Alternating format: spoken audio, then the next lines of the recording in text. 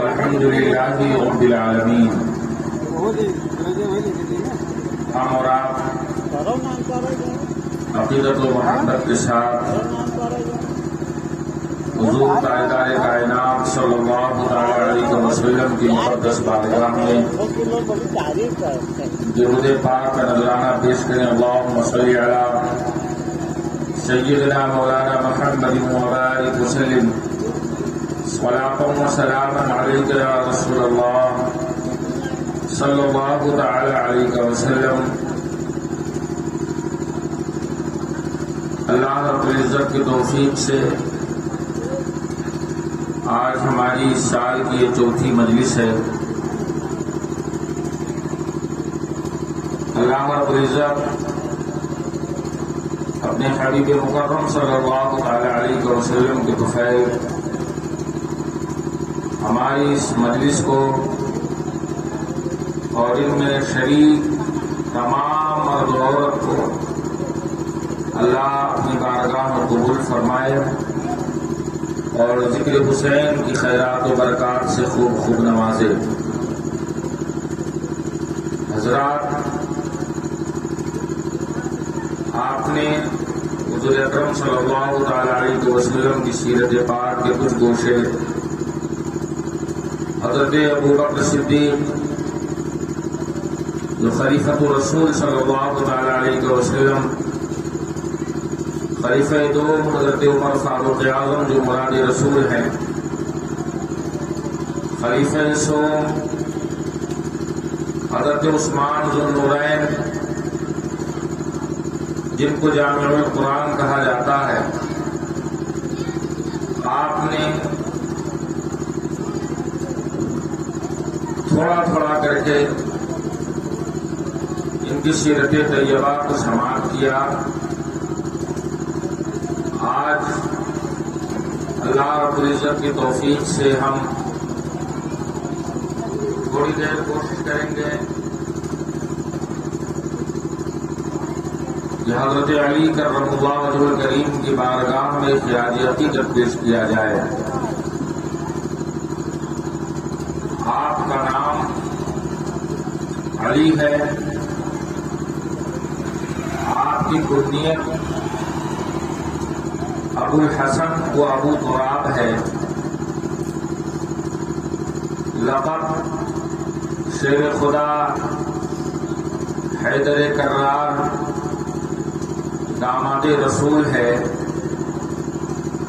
آپ کے باپ کا نام عبد مناف ہے مگر مشہور وہ ابو طالب سے ہے۔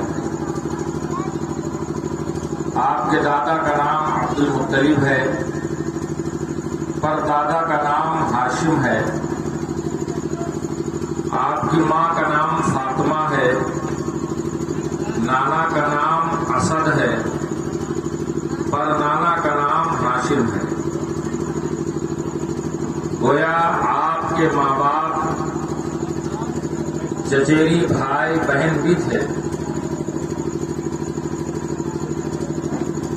آپ کی ولادت حضور صلی اللہ تعالی علیہ وسلم سے 30 سال کے بعد مکہ کی سرزمین خانہ کعبہ کے اندر ہوتی ہے۔ آپ کے پیدائش سے پہلے یمن میں ایک عیسائی بزرگ رہتا تھا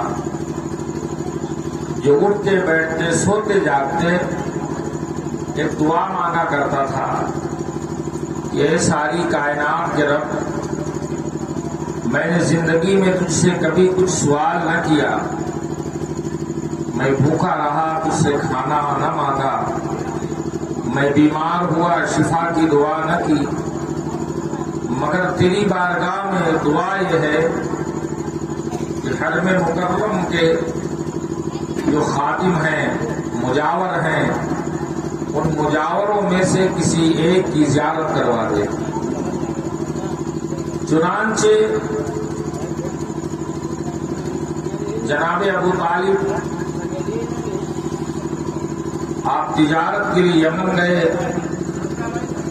اور خبر ہوئی کہ یہاں ایک عیسائی بزرگ رہتا ہے جس کی عمر 190 سال ہے. اس کی زیارت کو گئے. اس نے پوچھا کیا نام ہے؟ کہا عبد مناف. کہاں کے رہنے والے ہو؟ مکہ کے. کس خاندان سے تمہارا تعلق ہے؟ بنو ہاشم سے. اتنا سنا کہ وہ بوڑھا تھا, لیٹا ہوا تھا, اٹھ کے بیٹھ گیا. کھڑا ہوا, کہا تمہارا نام عبد مناف ہے لیکن مشہور ابو طالب سے ہو؟ جی ہاں, میں مشہور ابو طالب سے ہوں. کہا اپنا ہاتھ مجھے دو, میں تمہارے ہاتھ کو بوسہ دینا چاہتا ہوں. اس نے ہاتھ کا بوسہ لیا اور کہا مبارک ہو, تمہارے 2 بیٹے ہوں گے. ایک بیٹا وہ ہوگا جس کو اللہ نے نبوت سے سرفراز کیا ہوگا اور اس کی پرورش کی ذمہ داری تمہارے سر ہوگی, مگر اس کے باپ کا نام عبداللہ ہوگا اور وہ پیدائشی یتیم ہوگا.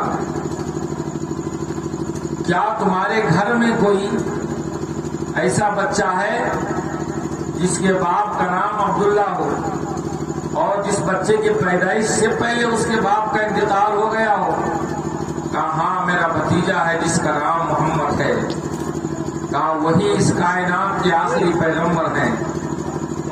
اور ایک تمہارا اپنا بیٹا ہوگا جس کی ولایت کی بڑی دھوم ہوگی. جہاں تک اس نبی کی نبوت کے چرچے ہوں گے وہاں تک تمہارے بیٹے کی ولایت کے تذکرے ہوں گے. اس نے کہا میں تمہارا یہ بات جب کہی تو ابو طالب نے کہا میں تیری بات کو سچ کیسے جانوں؟ اس نے کہا پھر تم کیا جاننا چاہتے ہو؟ ایک درخت سامنے لگا تھا سوکھا. آپ نے فرمایا کہ اگر تیری دعا سے یہ درخت ہرا بھرا ہو گیا اور اس میں سے انار مجھے مل گئے تو میں تجھے سچا مان لوں گا.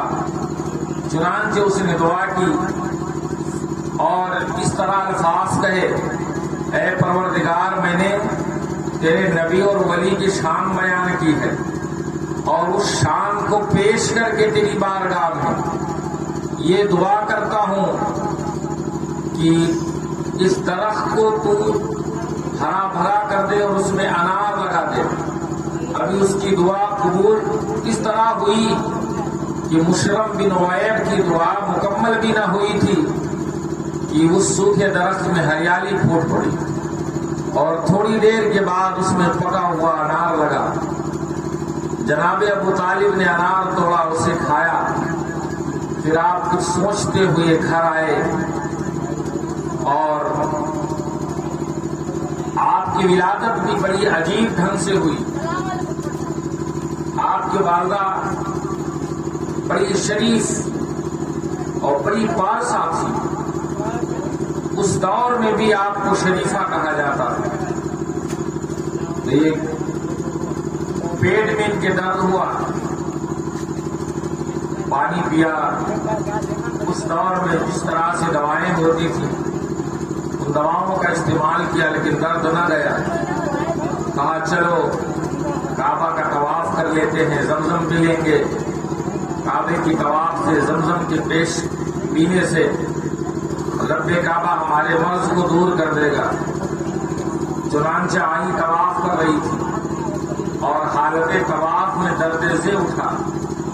وہ درد جو عورتوں کو ڈلیوری کے وقت ہوتا اس کو درد زہ کہتے ہیں اور وہ درد اتنا سخت ہوتا ہے کہ حضرت مریم اور حضرت عیسیٰ کی پیدائش کا واقعہ اللہ رب العزت نے قرآن میں سورہ مریم میں بیان کیا اور الفاظ رب کے یہ ہیں کہ حضرت مریم نے جو تمنا کی تھی یا لیتنی مت قبل ھذا وکنت نسیا منسیا, کاش کہ میں اس درد سے پہلے مر گئی ہوتی یا تو پھر میری عقل زائل ہو جاتی, مجھے کچھ یاد نہ رہتا, میں پاگل ہو گئی ہوتی. اس طرح سے درد تھا. آپ کہ حرم میں دیکھا کہ لوگ طواف کر رہے ہیں، ان سے بچنے کے لیے آپ کعبہ کے اندر داخل ہو گئی۔ وہی حضرت علی کی ولادت ہوئی اور آپ نے بچے کو اٹھایا، پھر اپنے گھر آ گئی۔ مگر ولادت ہونے کے بعد حضرت علی نے اپنا ہاتھ اس طرح اپنے آنکھ پہ رکھ لیا۔ ابو طالب آئے، ہاتھ کو اٹھایا، انگلی پکڑ کر، ہاتھ نہ اٹھا۔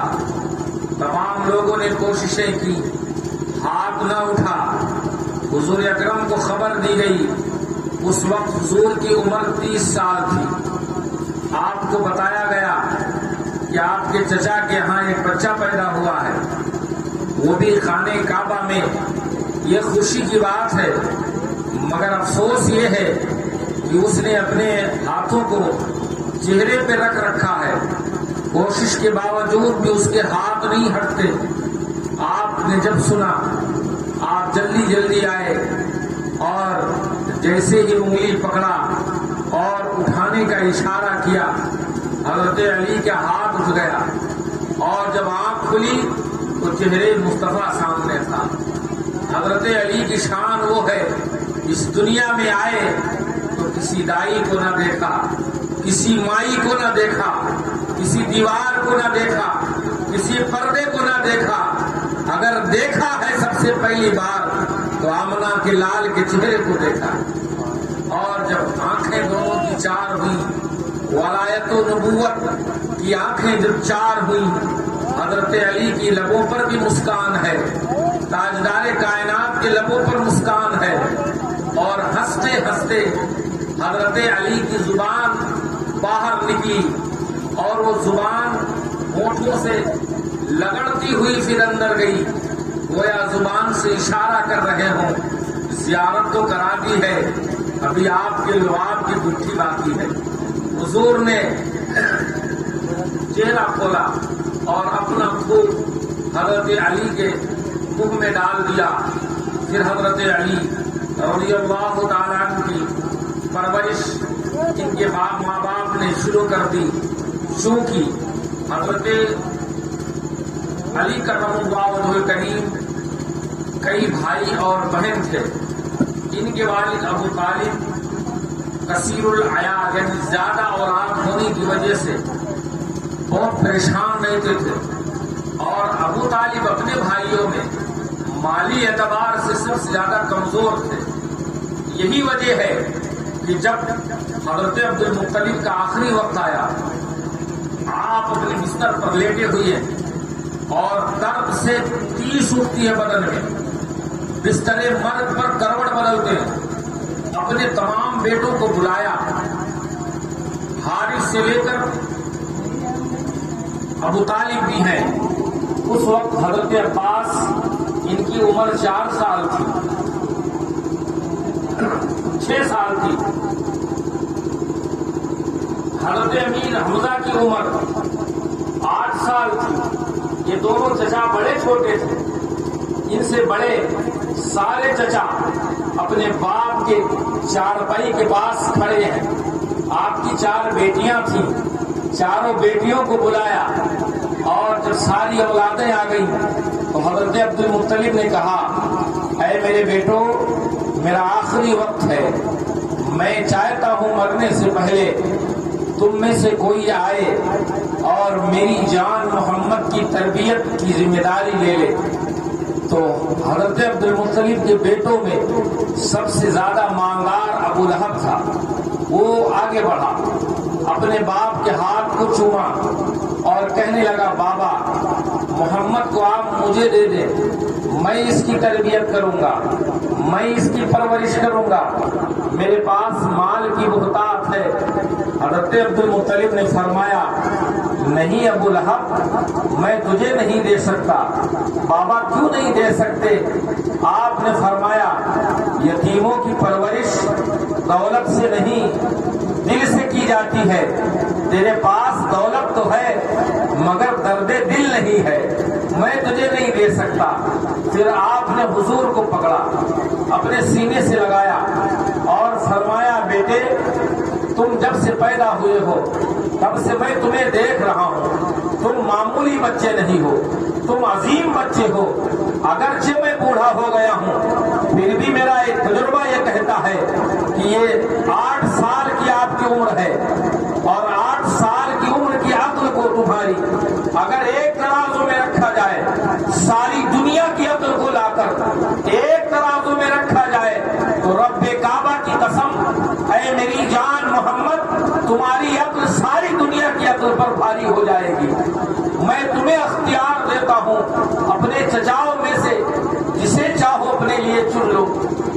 حضور اکرم بستر سے اترے، ہر چچا کے پاس جاتے، چہرہ دیکھتے، کچھ سوچتے، آگے بڑھ جاتے، پھر چہرہ دیکھتے، کچھ سوچتے، آگے بڑھ جاتے۔ سارے چچا حسرت بھری نگاہوں سے حضور کو تک رہے تھے، مگر انہی چچاؤں میں سے ایک چچا ابو طالب ہے جن کا سر جھکا ہوا ہے، آنکھوں میں آنسو ہے، دل میں خیال ہے کہ میرے پاس دولت نہیں، میں تو خود بھوکا رہتا ہوں، میرے اپنے بچے بھوکے رہتے ہیں، بھلا میں کیسے انہیں لوں، میں ان کی تربیت کیسے کروں، میں انہیں کیسے کھلاؤں؟ کیا غربت آج ہار جائے گی؟ کیا آج بھی غریبوں کا کوئی مددگار نہ ہوگا؟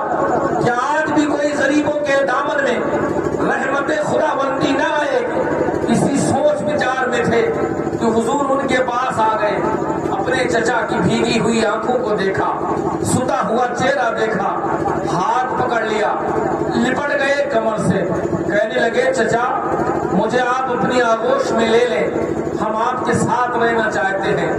جب سے لے کر آخری عمر تک حضور اکرم صلی اللہ تعالی علیہ وسلم ابو طالب کے ساتھ رہے، اور جب حضرت خدیجہ سے حضور کا نکاح ہوا تو حضرت خدیجہ چونکہ مکے کی سب سے مالدار عورت تھی، نہ کوئی مرد اتنا مالدار تھا نہ کوئی عورت اتنی مالدار تھی، جب آپ سے نکاح ہوا تو آپ نے ساری دولت حضور کے نام کر دی، حضور کے قدموں میں لگا دی، حکم اور یہ عرض کیا اے اللہ کے رسول آپ جو چاہیں جس طرح چاہیں اس دولت کو خرچ کریں، اس پر خدیجہ کا کوئی زور نہیں ہے، آپ خدیجہ کے مالک ہیں، تو جو چیز خدیجہ کی ہے سب کے بھی آپ مالک ہیں۔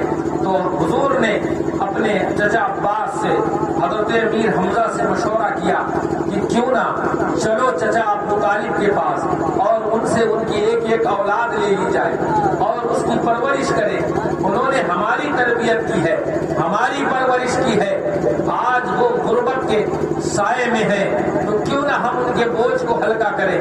چنانچہ جب گئے بات رکھی، ابو طالب مان گئے تو حضرت علی حضور کے حصے میں آئے، اور یہ 2 سال کے تھے جب حضور لے کر کے آئے، 2 سال سے لے کر اخیر عمر تک حضرت علی حضور کی تربیت میں رہے، اور جب حضرت علی 10 سال کے ہوئے تب حضور اکرم صلی اللہ تعالی علیہ وسلم کو یہ حکم دیا گیا اے میرے حبیب اب اعلان نبوت آپ فرمائے، اپنے نبی ہونے کا اعلان کر دیں، میری وحدانیت کا اعلان کریں، اور پھر نماز 2 وقت کی حضور پڑھتے تھے، ایک فجر کی اور ایک عشاء کی۔ حضرت خدیجہ اور حضور کو نماز پڑھتے حضرت علی نے دیکھ لیا، کہنے لگے اے اللہ کے رسول، اے چچا زاد بھائی، یہ آپ کون سی نماز پڑھ رہے تھے؟ حضرت خدیجہ کے پاس گئے، آپ کون سی نماز پڑھ رہی تھی؟ انہوں نے حضور کی طرف دیکھا، حضور نے فرمایا اے علی میں اللہ کا نبی ہوں، اللہ نے ساری دنیا کی ہدایت کے لیے مجھے پیغمبر بنا کے بھیجا ہے، میں اس کی بندگی کر رہا تھا، میں تمہیں اس رب کی دعوت دیتا ہوں، اس رب کے دین کو قبول کر لو، تم بھی اسی طرح نمازیں پڑھا کرو۔ آپ نے کہا یا رسول اللہ میں اپنے باپ ابو طالب سے مشورہ کرتا ہوں، تو چونکہ اس وقت ابھی حکم نہیں ہوا تھا کہ لوگوں کو بتایا جائے، آپ نے فرمایا اگر تمہیں اے علی میرا دین نہیں قبول کرنا ہے مت کرو مگر ابھی مشورہ نہ کرنا۔ کہا ٹھیک ہے۔ رات کو سوئے اور رات ہی میں اللہ رب العزت نے اسلام کی دولت ان کے سینے میں ڈال دی، اور جب صبح ہوئی یہ خود اٹھ کے آئے اور کہنے لگے اے میرے بھائی محمد، وہ آپ کون سی تعلیم دے رہے تھے اس تعلیم کو پیش کریں، میں آپ پر ایمان لاتا ہوں۔ اور پھر 10 سال کی عمر میں آپ ایمان لے کر کے آئے۔ تو علماء کرام تطبیق یوں کرتے ہیں کہ عورتوں میں سب سے پہلے حضور پر ایمان لانے والی ذات حضرت خدیجہ الکبریٰ رضی اللہ تعالی عنہا کی ہے۔ بچوں میں سب سے پہلے ایمان لانے والی ذات حضرت علی کی ہے۔ غلاموں میں سب سے پہلی ذات ایمان لانے والی حضرت زید بن حارثہ کی ہے، اور مردوں میں سب سے پہلے ایمان لانے والی ذات حضرت ابو بکر صدیق رضی اللہ تعالی عنہ کی ہے۔ اور اس طرح سے حضرت علی اب حضور اکرم صلی اللہ تعالی علیہ وسلم کی تربیت سے پروان پانے لگے۔ پھر اللہ رب العزت نے قرآن میں حکم دیا وَأَنذِرْ عَشِيرَتَكَ الْأَقْرَبِينَ، اے میرے حبیب اپنے گھر والوں کو، اپنے خاندان والوں کو اللہ کے دین کی دعوت دے۔ چنانچہ حضور اکرم نے حضرت علی سے کہا اے علی، رب نے یہ فرمایا ہے اب تمہیں اس دعوت کا انتظام کرنا ہے۔ اپنے چچا ابو طالب کے پاس گئے، ان سے مشورہ کیا، اللہ نے یہ حکم دیا ہے، چچا اب میں کیا کروں؟ چچا نے کہا ٹھیک ہے تم میرے گھر میں دعوت رکھو۔ پھر حضرت علی کو بلایا، ان کو پیسے دیے گئے، بکری کے پائے اور روٹی بنی، اور تمام خاندان کے لوگوں کو بلایا گیا۔ ان لوگوں نے آئے، کھانا کھایا، پھر دودھ پیش کیا گیا۔ جب وہ بیٹھ گئے تو حضور اکرم صلی اللہ تعالی علیہ وسلم نے اعلان نبوت فرمایا اور کہا بندے کے خدا، تم جن پتھروں کی بندگی کرتے ہو یہ تمہارے خدا نہیں ہو سکتے، خدا تو وہ ہے جس نے ساری کائنات کو بنایا ہے۔ یہ جو ان کی تم عبادت کرتے ہو یہ تو تمہارے ہاتھوں کے محتاج ہیں، تم جب چاہو جس طرح چاہو ان کی شکلیں بنا دو، ان کو صورتیں دے دو، تو جو بھلا جو تمہارا محتاج ہو وہ تمہاری محتاجی کیسے دور کر سکتا ہے؟ معبود تو وہ ہے جس نے تمہیں پیدا کیا، ہمیں پیدا کیا، زمین کو پیدا کیا، آسمان کو پیدا کیا، جو بارش برساتا ہے، جو فصلیں اگاتا ہے، جو چاند کو چمکاتا ہے، جو سورج کو روشنی بخشتا ہے، جو جانوروں کو رزق دیتا ہے، جو چونٹیوں کو ان کے بیوں میں رزق پہنچاتا ہے۔ غرض کی اللہ کے حبیب نے اللہ کی وحدانیت کو سورہ قل هو اللہ شریف پڑھ کر بیان کر دیا۔ سب سے پہلے ابو جہل کھڑا ہوا، حضور کا مذاق اڑانے لگا، اور وہ سب مذاق کرتے ہوئے چلے گئے۔ پھر دوسری رات دن دعوت کی جاتی ہے، اس روز بھی آئے، کھا پی کر چلے گئے۔ جب تیسرے دن دعوت دی گئی پھر آئے، کھا پی کر چلے گئے، اور کوئی حضور کی بات نہ سنا۔ تو اس مجلس میں حضرت علی پھر کھڑے ہوئے اور حضور کے ہاتھوں کو پکڑا، عرض کرتے یا رسول اللہ، میں وعدہ کرتا ہوں میں آپ کے دین کی مدد کروں گا، میں اللہ کے پیغام کی نشر و اشاعت کے لیے اپنے آپ کو پیش کرتا ہوں۔ اس وقت آپ کی آنکھیں آشوب کر آئی تھی، لیور کیچڑ بھرا ہوا تھا، آنکھیں بھی سوجی ہوئی تھی، ٹانگیں بھی پتلی پتلی تھی، عجب طریقے سے آپ سوکھے سوکھے سے تھے۔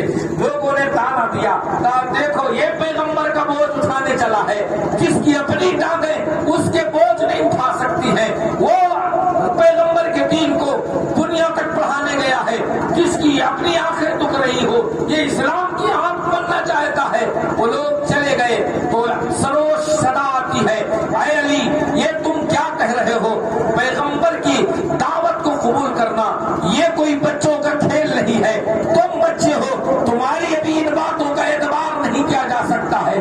پیغمبر کی دعوت پر لبیک کہنے کے لیے تمہیں اپنی جان کی بازی دینی پڑے گی، کیا تم اپنی جان دینے کو تیار ہو؟ کہنے لگے ہاں میں اپنی جان قربان کر دوں گا۔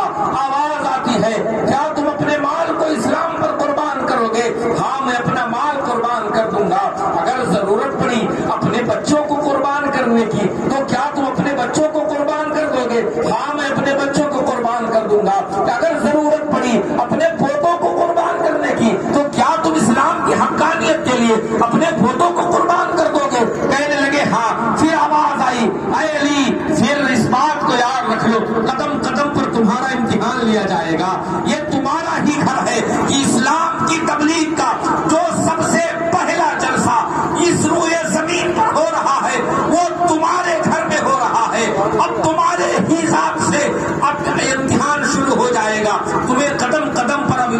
دینے ہوں گے۔ حضرت علی نے کہا اے میرے مولا تیری بارگاہ میں بس اتنی گزارش ہے، مجھے ایمان کی توفیق دینا، صبر کی توفیق دینا، اس کے بدلے میں جو قربانی تو مجھ سے مانگے گا قدم قدم پر تیرا یہ بندہ علی وہ قربانیاں پیش کرتا چلا جائے گا۔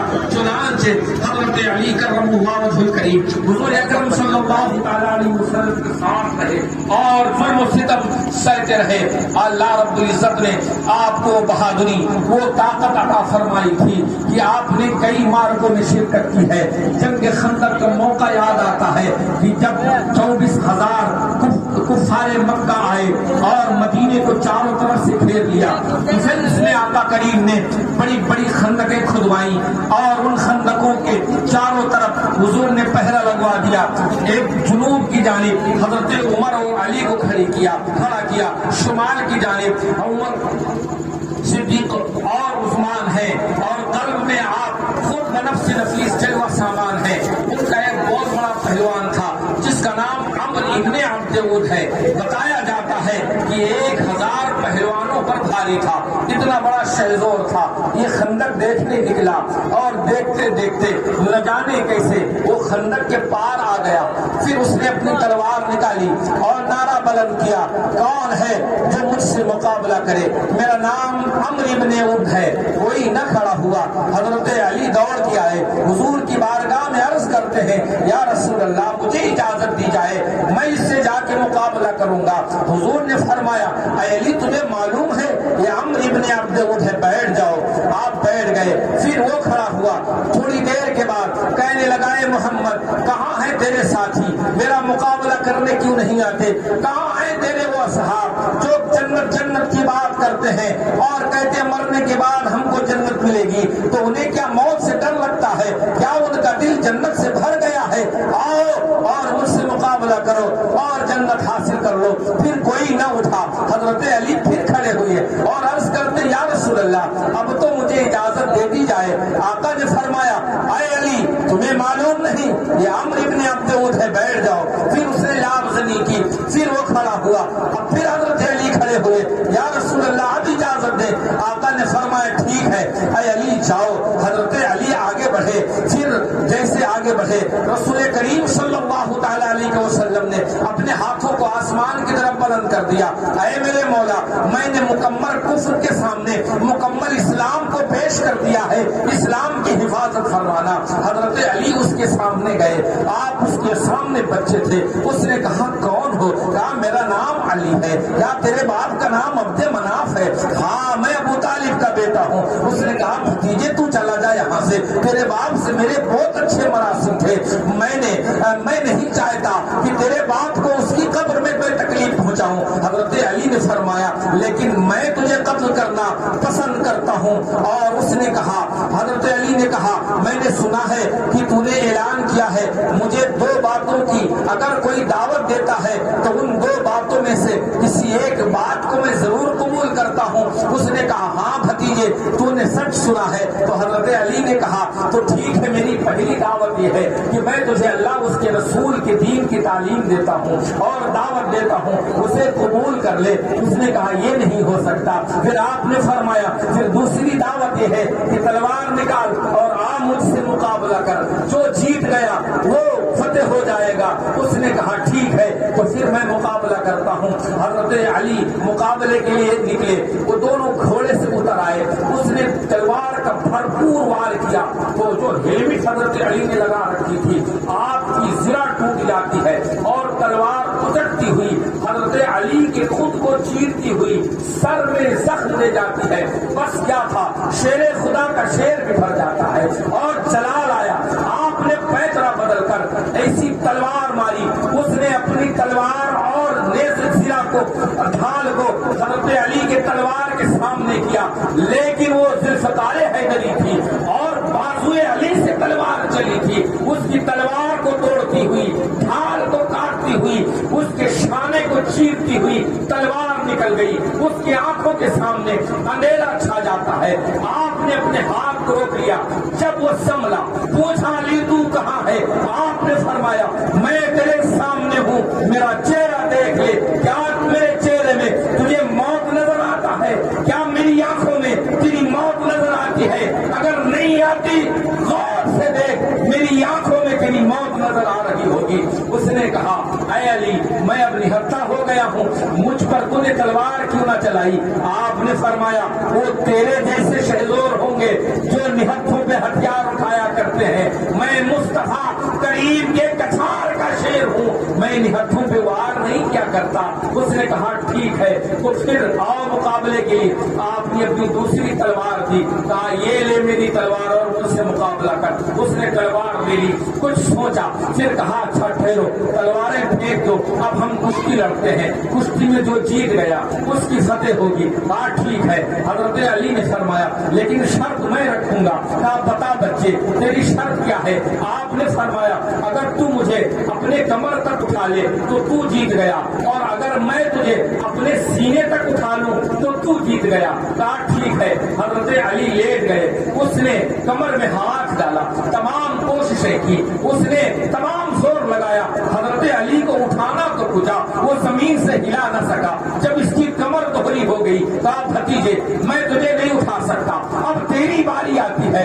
وہ جب لیٹا حضرت علی نے ہلکے سی چڑکیوں سے اس کے کمر کو پکڑا اور ایک جھٹکے سے ایسے اچھالا جیسے لگا گیند اچھل گئی ہو، سر کے اوپر سے گیا، اور پھر آپ نے اسے ہاتھوں میں جھیل کر زمین پر پٹکا اور سینے پر سوار ہو گئے، خنجر اپنا نکالا کہ اس کا سر قلم کرو۔ اس نے آپ کے چہرے پر تھوک دیا، جیسے اس نے تھوکا آپ اپنے خنجر کو اپنے لباس میں اڑس لیتے ہیں اور اسے چھوڑ کر رسول گرامی وقار کی طرف چل پڑے۔ اس نے پیچھے سے آواز دی اے علی اب تو تم مجھے چھوڑ کر کیوں جا رہے ہو؟ تمہیں تو بے دردی سے مجھے مارنا چاہیے تھا، تمہیں بے دردی سے مجھے قتل کرنا چاہیے تھا، اس انداز سے مجھے مارتے کہ ساری دنیا میرے قتل کی گواہیاں پیش کرتی اور داستان بن جاتی۔ آپ نے فرمایا او بدبخت میں تجھے ضرور مارتا لیکن تو نے میرے منہ پر تھوک دیا ہے، ہرچند کہ مجھے غصہ نہیں آیا ہے، لیکن اب ایسی حالت میں اگر تجھے قتل کر دوں گا جب تاریخ لکھی جائے گی تو رائٹر یہ لکھے گا علی نے عمرو ابن ہود کو اس لیے قتل کیا تھا کہ اس نے علی کے منہ پر تھوک دیا تھا، تو میں تجھ سے لڑنے اپنے ذاتی معاملات کے لیے نہیں آیا تھا، میں تو اسلام کی سربلندی کے لیے آیا تھا، جہاں میں نے تجھے معاف کیا۔ پھر اس نے پیچھے سے آپ پر وار کیا، جب اس نے پھر وار کیا پھر دوبارہ حضرت علی پلٹے اور پھر اس کا سر اس کے تن سے جدا کیا۔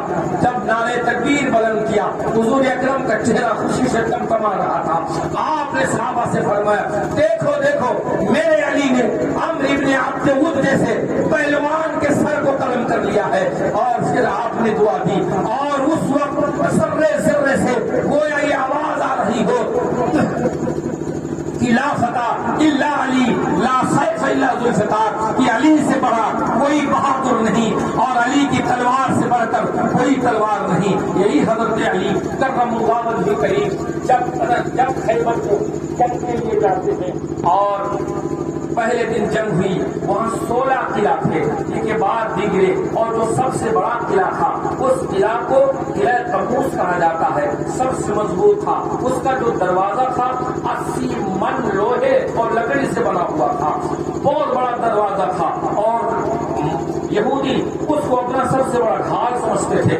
وہاں کا جو سب سے بڑا سردار تھا اس کا نام مرحب تھا، یہ بہت بڑا شہزور تھا، بہت بڑا طاقتور تھا۔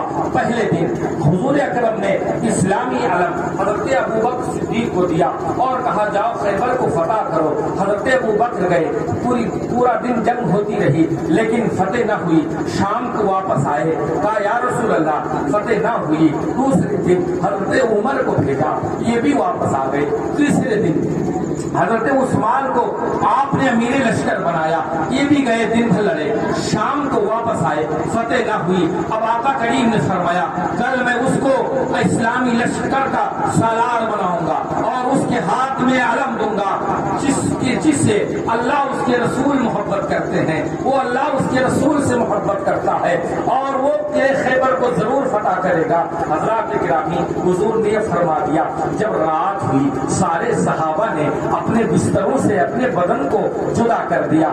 4 دن سے کنٹینیو وہ جنگ میں ہے، دشمنوں سے لڑتے ہیں، آرام کا موقع نہ ملا، لیکن آج یوں لگا جیسے شب قدر آ گئی ہو۔ سارے صحابہ اپنے اپنے بستروں سے الگ ہیں، الگ الگ بیٹھے ہوئے اپنے اپنے انداز میں رب کی بارگاہ میں اپنے اپنے سجدوں کا خراج، اپنے تسبیحات کا خراج پیش کرتے ہیں اور دل ہی دل میں عرض کرتے ہیں مولا مجھے اس خوش نصیب میں داخل فرما جس خوش نصیب کو آقا میرے آقا اور تیرے حبیب کل اسلامی پرچم عطا کریں گے، جس سے اللہ اس کے رسول محبت کرتے ہیں۔ پھر آدھی رات کے بعد ان لوگوں نے اپنے ہتھیار سیکل کرنا شروع کر دیے۔ جب صبح فجر کی نماز پڑھ لی گئی، آقا نے فرمایا علی کہاں ہے؟ بتایا گیا اس وقت وہ آشوب چشم سے پریشان ہیں، یعنی ان کی آنکھ آ گئی تھی اور اتنی دکھتی تھی کہ حضرت علی سے چلا نہیں جاتا تھا، آپ بے چین و بے قرار رہتے تھے۔ بتایا گیا یا رسول اللہ حضرت علی کی آنکھ آشوب کرائی ہے، اس وجہ سے بڑے پریشان ہیں۔ آقا نے فرمایا جاؤ میرے علی کو لے کر کے آؤ۔ حضرت علی کو 2 صحابی سہارا دے کر کے لائے۔ علی کیا ہوا؟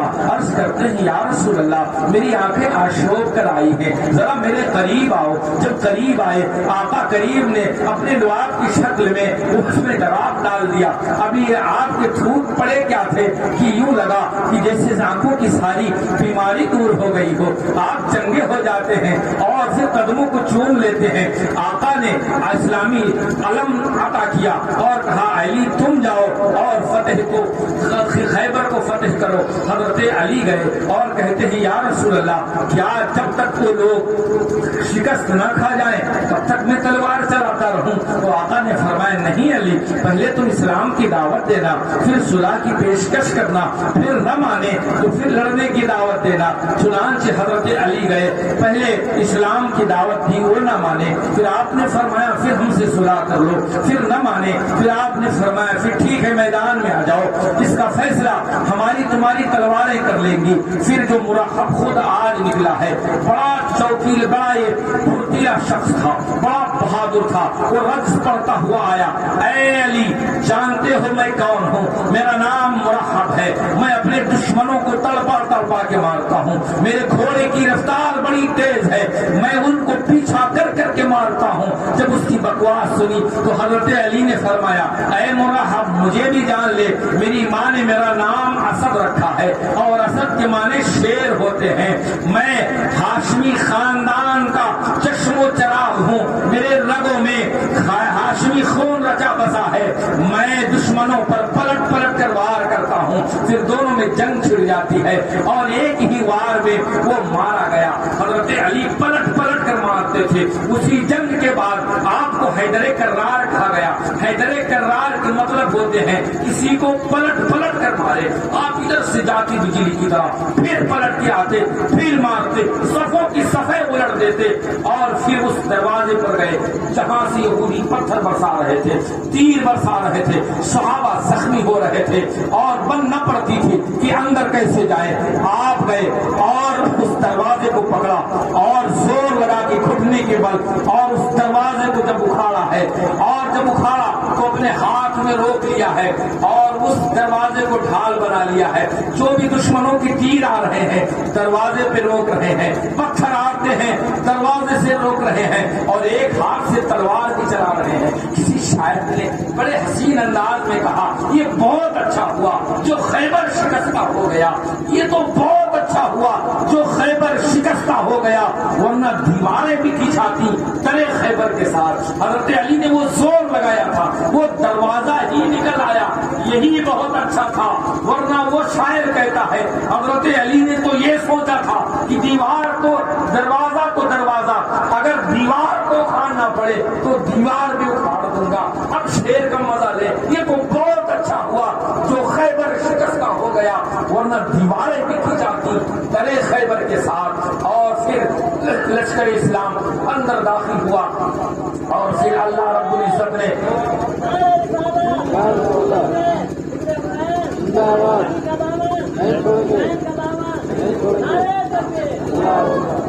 جب جنگ فتح ہوئی تو حضرت علی نے اس دروازے کو اس طرح پھینکا جیسے کوئی معمولی سا کیا وہ آدمی جھڑک پھینک دیا. پھر 40 صحابہ گئے کہ دیکھو تو صحیح وہ کیسا ہے, اس کا وزن تو کیسا ہے. میں نے یہ واقعہ 60 سے 67 کتاب میں پڑھا ہے خیبر کا, اور ہر کتاب میں لکھا ہے کہ وہ 40 صحابہ اٹھانا تو بڑی بات, اس دروازے کو ہلا نہ سکے, اتنا زور تھا. حضرت علی کو اللہ رب العزت نے عطا فرمایا تھا. پھر واپس جب پلٹ رہے ایک خیبر کی وادی ہی کا واقعہ, مقام صحبہ پلٹے تو جنگ چل رہی, حضور قلب میں عصر کا وقت ہو گیا, حضور نے نماز پڑھ لی عصر.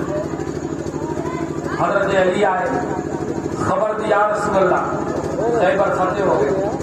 آقا نے دعائیں دی, خالی بیٹھ گئے, کام کیے, آرام کرنا ہے, ذرا اپنی گود بچھاؤ. گود بچھا دی, حضور سو گئے. تھوڑی دیر کے بعد سورج اپنی سرخی لیے پچھم کی طرف چل پڑا. عنقریب وہ ڈوب جائے, نماز عصر قضا ہو جائے. حضرت علی کبھی آسمان کے سورج کی طرف دیکھتے, کبھی نبوت کے سورج کی طرف دیکھتے. کشمکش میں کیا کروں, نبی کو جگاتا ہوں تو غلامی قضا ہو رہی ہے, نہیں جگاتا ہوں بندگی قضا ہو رہی ہے, کروں تو کیا کروں.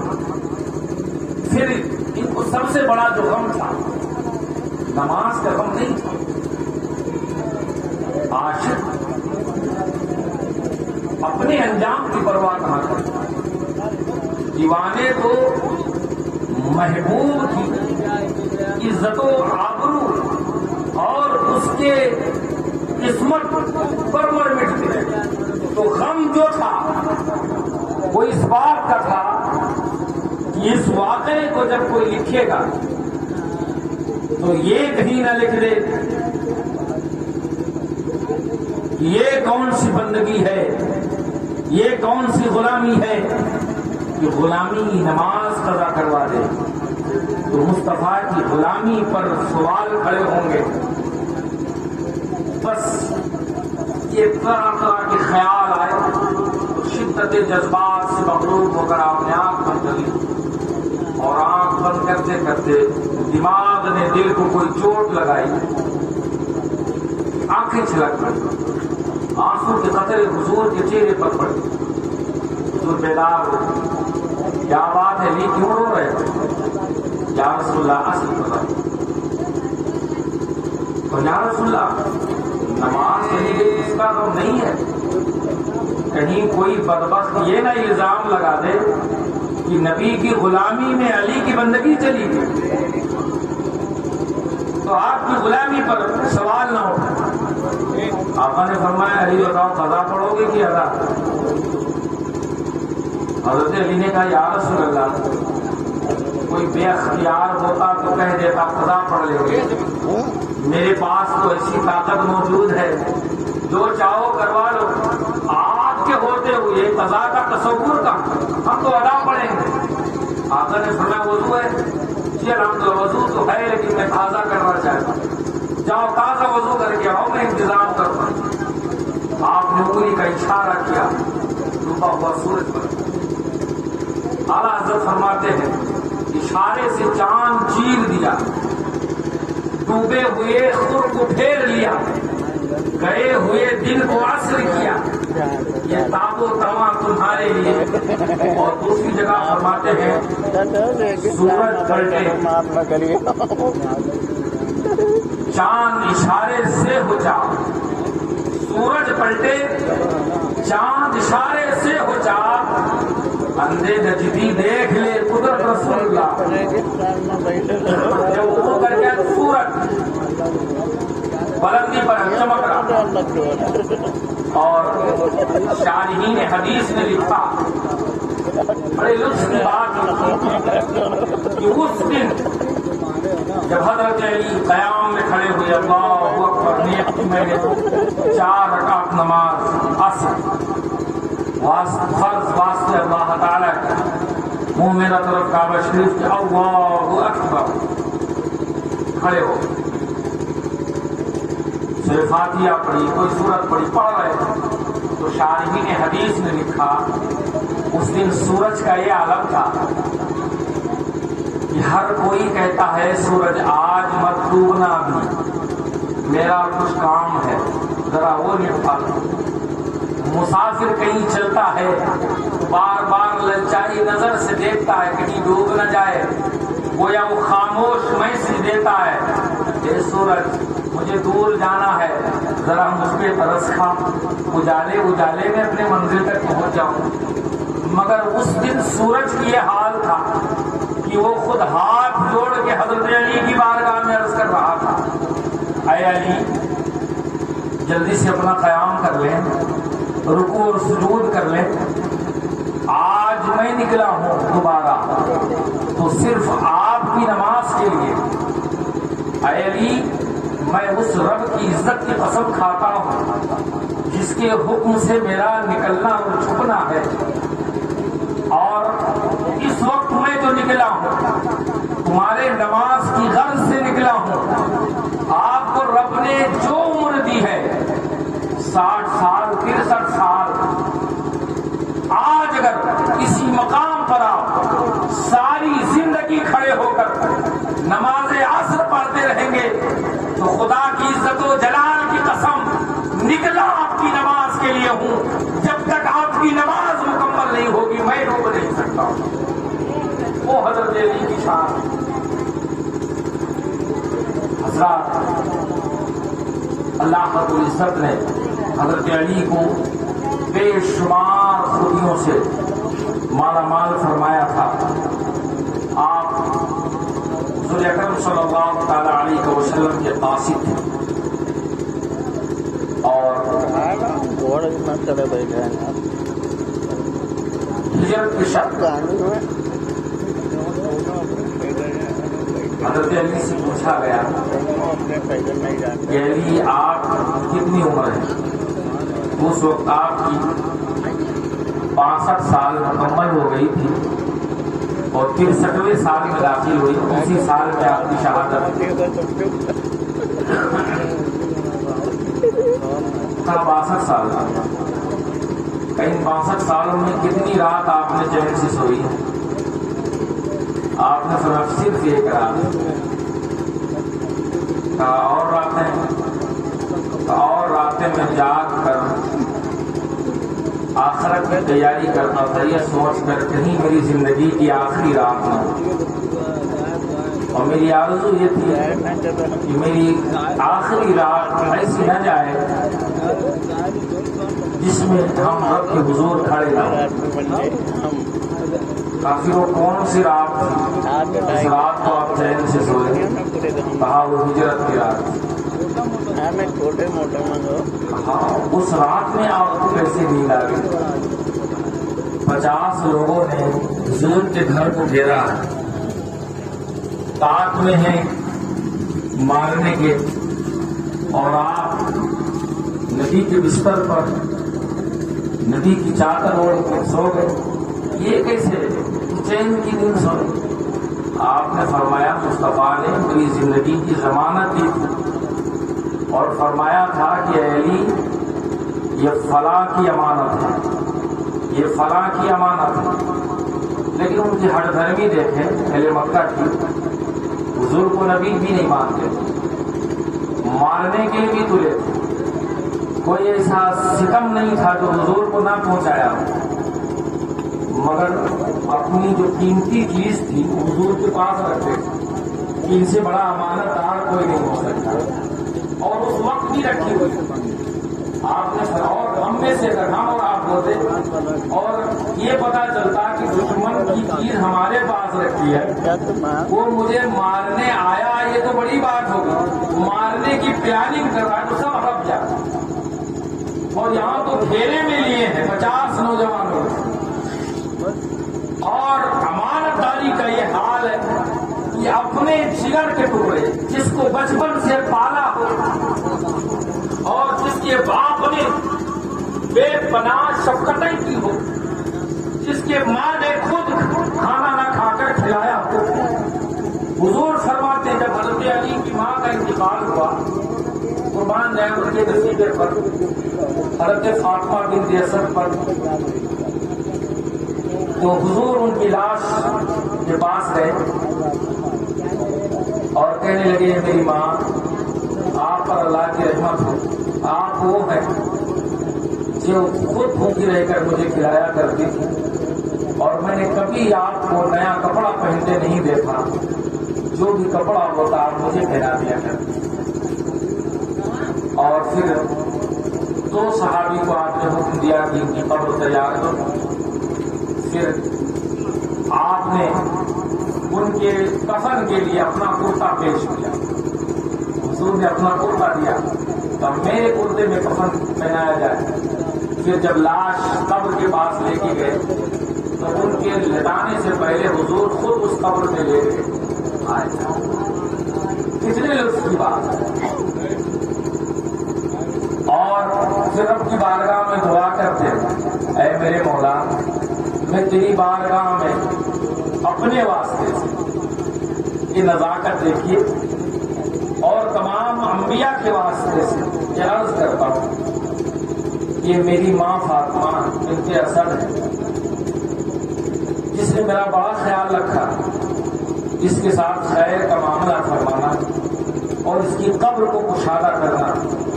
پھر قبر سے مخاطب ہو کے کہتے ہیں، اے قبر ذرا خیال رکھنا، میں تیری آغوش میں اپنی ماں کو سونپ رہا ہوں، میری ماں کا خیال رکھنا، اس کے ساتھ تو اپنی سختیاں مت دکھانا۔ اتنا جس کے والدین نے حضور کے ساتھ ایسا کیا ہو، یہ کیسے ممکن؟ وہ بھی دیکھیں کہ جو 3 سال حضور پر ایک ایسے آئے کہ کفار مکہ نے آپ کا سوشل بائیکاٹ کیا، برادری سے الگ کر دیا، خاندان بنو ہاشم سے کوئی بات نہیں کرتا تھا، رشتے داری بند کر دی گئی، پانی پر پابندی، کھانے پر پابندی، بھوک و پیاس کا یہ حال تھا کہ حضرت سعد بن وقاص یا عشرہ مبشرہ میں سے ہیں اور حضور کے ماموں لگتے ہیں، اور یہ وہ ہیں جنہوں نے سب سے پہلے کافروں کی طرف تیر چلایا، اور ان کی شان یہ ہے کہ جب احد کی جنگ میں یہ کافروں پر تیر چلا رہے تھے تو حضور تیر پکڑا اور کہتے ماموں جان آپ کفاروں پر تیر چلائے، آپ پر میرے ماں باپ قربان۔ ساری دنیا حضور سے کہے آپ پر میرے ماں باپ قربان جائیں، حضور حضرت سعد بن وقاص سے کہیں اے میرے ماموں تم ان پر تیر چلاؤ، تم پر محمد کے ماں باپ قربان جائیں۔ ان کا بیان ہے کہ وہ 3 سال اتنے سخت تھے۔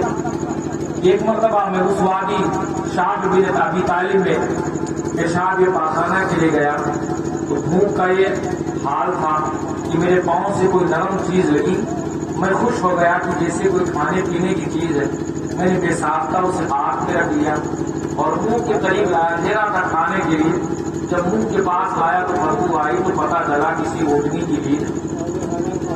حضور خود فرماتے وہ 3 سال ہم نے اونٹ کے چمڑے ابال کر کھائے ہیں اور ببل کی پتیاں توڑ کر کھائے۔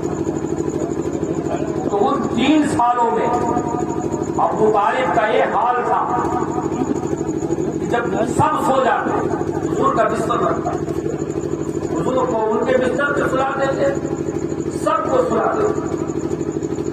پھر جتنے لوگ وہاں ہوتے ہر ایک کان کے منہ کے پاس ابو طالب جاتے، اپنے کان کو لگاتے اور ہلکے سے سرسراہٹ بڑے انداز میں آواز دیتے، اس انداز میں کہ اگر وہ جگ رہا ہو تو فوراً بات سنیں، شاید کوئی بڑی بات ہو گئی، آواز دیتے جب اطمینان کر لیتے کہ سارے لوگ سو گئے پھر حضور کے پاس جاتے اور حضور کو بیدار کرتے اور کہتے اے میری جان محمد تم اپنے بستر پہ مت سویا کر، کہیں کوئی دشمن ہاتھ لگا کے نہ بیٹھا ہو، سب لوگ سو جائیں اور پھر بے خبری میں آ کر کوئی دشمن آپ کو تکلیف پہنچا دے، پھر آپ اپنے خاندان کے اپنے بیٹوں میں سے کسی بیٹوں کے پاس جاتے، کبھی جعفر کے پاس جاتے، کبھی طالب کے پاس جاتے، کسی اپنے اس بیٹے کے پاس، کبھی بھتیجوں کے پاس جاتے،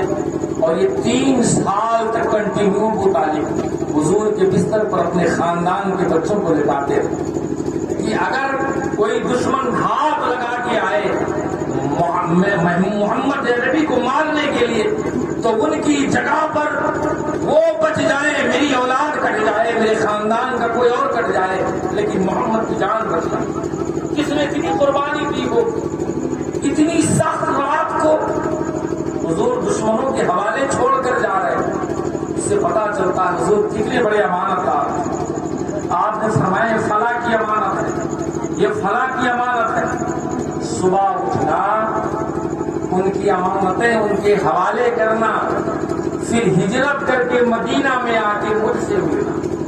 اور حضرت علی نے کہا کہ اس دن حضور نے تو کہا تھا صبح سو کے اٹھنا، پھر امانتیں دینا، پھر ہجرت کر کے مدینہ میں آ کر مجھ سے ملنا، تو مجھے یقین ہو گیا تھا کہ جب تک اب میں مصطفیٰ سے مل نہ لوں گا موت میرے گھر میں نہیں آ سکتی ہے، میرے قریب میں نہیں آ سکتی۔ زندگی کی ضمانت میرے آقا نے دے دی۔ جب یقین ہو گیا آج کی رات نہیں بڑھ سکتا تو پھر مصطفیٰ کی چادر تان کر مصطفیٰ کے بستر پر بے خبر ہو کے سو گیا۔ شاعر نے کیا خوب کہا، وہ کون ہے مقدس نبی کے بستر پر موت اوڑھ کے سویا ہو زندگی کے لیے۔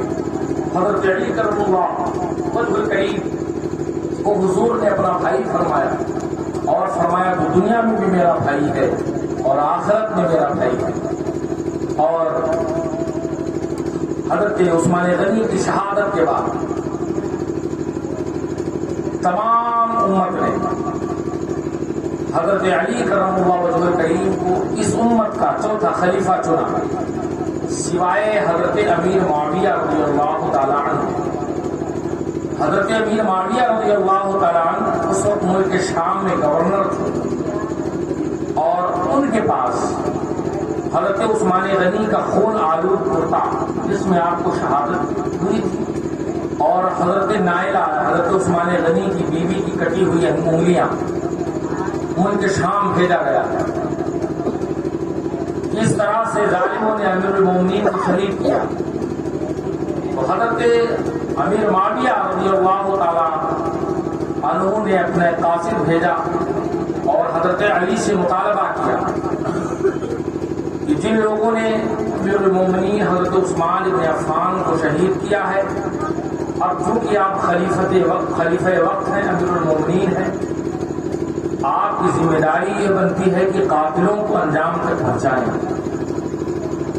اور جہاں تک میری بیعت کا تقاضا ہے تو جب تک آپ حضرت عثمان غنی کے قاتلوں کو انجام تک نہیں پہنچا دیں گے تب تک میں آپ کے ہاتھ پر بیعت نہیں کر سکتا۔ یہ ان کی مانگ۔ حضرت علی نے ادھر سے جواب لکھا، یہ بلوا کی شکل میں ہوا، 2000 بلوائی تھے اور مارنے والوں میں سے 2-3 بتائے جاتے ہیں، کس نے مارا یہ خبر نہیں ہے، تحقیق جاری ہے۔ اور مصطفیٰ کریم نے جو قانون ہمیں عطا کیا ہے وہ یہ ہے کہ شک کی بنیاد پر کسی کو سزا نہیں دی جائے، تو شک کی بنیاد پر ہم کسے سزا دیں؟ تحقیق جاری ہے، جب تحقیق مکمل ہو جائے گی اور جنہوں نے امیر المومنین کے ساتھ ظلم کیا ہے، شہید کیا ہے، انہیں کفر کردار تک پہنچایا جائے۔ یہ جواب دیا۔ پھر حضرت عائشہ صدیقہ بھی حضرت علی کے خلاف کھڑی ہو گئی اور آپ نے بھی حضرت امیر المومنین عثمان غنی کے قاتل سے بدلہ لینے کا حکم کیا. 3 گٹ ہو گئے اسلام میں اس وقت. ایک جماعت حضرت علی کے ساتھ ہے، ایک حضرت عائشہ کے ساتھ ہے، اور ایک حضرت امیر معاویہ کے ساتھ ہے. سب سے پہلی جنگ حضرت علی اور عائشہ کی ہو گئی، اس کو جنگ جمل کہتے ہیں.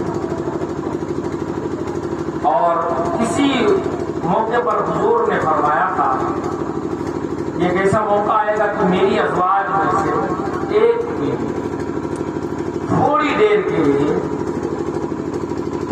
غلط فیصلہ کرے، تو جب وہ اپنی سواری پر سوار ہو کر چلے گی تو راستے میں کتے بھوکے. تو جب حضرت علی کا لشکر اور حضرت عائشہ کا لشکر جمل کی جگہ پر تیار ہوا، حضرت علی لشکر میں جب چلے، حضرت عائشہ لشکر کی طرف چلی، تو جب حضرت عائشہ چلی تو کتے بھونکنے لگے. انہیں حضور کی بات یاد آ گئی. حضور نے ایسا فرمایا، پھر اپنی سواری کو موڑا، لیکن ان کے ساتھی لوگوں نے جانے نہ دیا اور پھر جنگ شروع ہو گئی. اور پھر حضرت امیر معاویہ اور حضرت علی کے درمیان جنگ ہوئی، جس کو جنگ صفین کہا جاتا ہے. ان 2 جنگوں میں 42,000 صحابی شہید ہوئے دونوں طرف سے. اور حضرت علی کو مدینہ چھوڑنا پڑا، آپ کوفہ میں آ گئے. تو اس وقت جنگ صفین کے بعد خارجی پیدا ہو گئے، جنہیں آج اہل حدیث کہا جاتا ہے. انہوں نے کہا الحکم الا للہ، ہم اللہ کے سوا کسی کو نہیں مانیں گے، نہ علی کو مانیں گے نہ امیر معاویہ کو مانیں گے. وہ الگ ہو گئے. اور 2 جماعت ایسی پیدا ہوئی، ایک شیعان امیر معاویہ، ایک شیعان حضرت علی. تو جو شیعان حضرت علی تھے وہ حضرت امیر معاویہ کو گالیاں دیتے معاذ اللہ، اور جو شیعان امیر معاویہ رضی اللہ تعالیٰ عنہ تھے وہ حضرت علی کو گالیاں دیتے. مگر پوری زندگی میں نہ کبھی حضرت علی نے امیر معاویہ رضی اللہ تعالیٰ عنہ کو برا بھلا کہا، نہ حضرت امیر معاویہ نے حضرت علی کو کبھی برا بھلا کہا. تو ان خارجوں میں سے 3 شخص نکلے اور آپس میں قسم کھائی کہ ہم مل کر 3 کو قتل کرتے. 3 کون تھے؟ ایک نے کہا علی کو مار دیا جائے، دوسرے نے کہا امیر معاویہ کو مار دیا جائے، تیسرے نے کہا حضرت عمرو بن عاص کو مار دیا جائے. اور تینوں اپنے اپنے مقام پر چل پڑے. تو حضرت علی کے قتل کے لیے جو شخص مقرر ہوا اس کا نام عبد الرحمن ابن ملجم خارجی تھا. یہ کوفہ آیا اور کوفہ کی مسجد میں یہ چھپ کر بیٹھ گیا. اور حضرت علی کی عادت کہ جب فجر کی نماز کے لیے آپ آتے تو آواز دیتے آتے تھے کہ اللہ کے بندو چلو، نماز اذان ہو گئی، نماز کو چلو. تو اس رات 3 بھی چلے. حضرت امام حسن حسین بھی ساتھ میں تھے، کئی اور حضرات تھے. تو جیسے جامع مسجد کوفہ میں آپ نے پہلا قدم بڑھایا، اس ملعون عبد الرحمن ابن ملجم نے آپ پر حملہ کیا، آپ زخمی ہو گئے. وہ بھاگا، حضرت علی نے حضرت امام حسن نے اس پر وار کیا، وہ بھی زخمی ہوا اور اسے گرفتار کر لیا. حضرت علی نے فوراً پوچھا مجھ پر حملہ کرنے والا کون ہے؟ تو مسلمان تو نہیں ہے. بتایا گیا کہ وہ خارجی عبد الرحمن ابن ملجم ہے. آپ نے کہا اللہ کا شکر ہے کسی مسلمان کا ہاتھ میرے خون سے رنگین نہ ہوا، ورنہ اللہ رب العزت اس کی آخرت کو برباد کر دیتا. پھر اس کو بلایا، آپ نے پوچھا تو نے مجھ پر کیوں حملہ کیا؟ اس نے اپنے غم و غصے کا اظہار کیا اور پھر اسی کے زخم سے آپ شہید ہو گئے. اور پھر حضرت امام حسن نے بعد میں اس بدبخت کو بھی قتل کر دیا. پھر رات کے وقت میں آپ کا جنازہ اٹھا، حضرت امام حسن نے آپ کی نماز جنازہ پڑھائی اور پھر رات ہی میں کسی انجان مقام پر آپ کی لاش کو دفنا دیا گیا. اور احتیاطی طور پر کئی ایک اس علاقے میں تازی قبریں تیار کریں تاکہ دشمنوں کو یہ نہ پتا چلے کہ اس میں کون حضرت علی کی قبر ہے، کہیں وہ حضرت علی کی لاش کے ساتھ بھی بے عزتی نہ کرے، بے حرمتی نہ کرے۔ یعنی خارجی اتنی حد تک بڑھ گئے کہ حضرت علی جیسے مقدس بزرگ کے لاش کی بے حرمتی کرنے کا خطرہ تھا۔